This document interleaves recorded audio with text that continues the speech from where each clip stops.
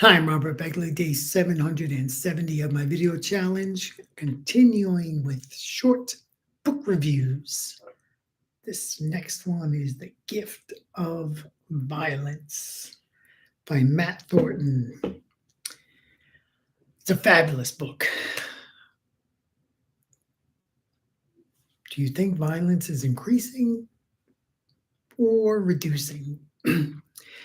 Well, Thornton follows the pattern by Steven Pinker several years ago in his book, saying, guess what? No matter what the news says, violence is actually on the decline, except in some places that are completely corrupt, like New York City. But uh, Matt Thornton's case is he gives a lot of stats, but the subtitle, let me just tell you the subtitle here about he gives you practical knowledge for surviving and thriving in a dangerous world. For me, growing up in the South Bronx, I got a couple of units as far as surviving and eventually thriving in a dangerous world. But some of the data that he sheds, done in a real, I think it's in a different way, but overwhelmingly,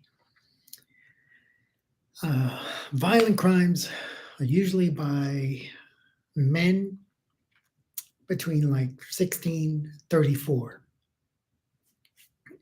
It's like ridiculous, maybe 75%. And of that age range, if you go even smaller, like 16 to 25, the overwhelming percentage of those violent criminals come from fatherless homes. Why? Because the boys don't have any male role models. They don't know, they're not taught the limitations, which is what a father properly would do. Instead, they join gangs. They see young men who are more impulsive, more quick to react.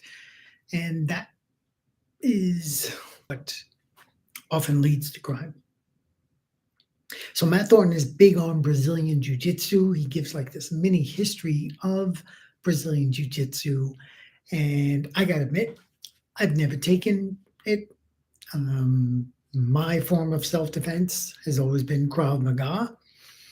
And I even talked to my former cop, New York City police officer, who also did Krav Maga. And it was like, he has this premise about Brazilian Jiu-Jitsu, especially because once you get someone on the ground, it's really hard to get out.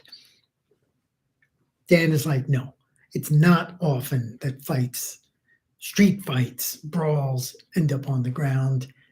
So checkbox for Krav Maga as far as I'm concerned. But definitely recommend the book. Matt Thornton, he's a good storyteller.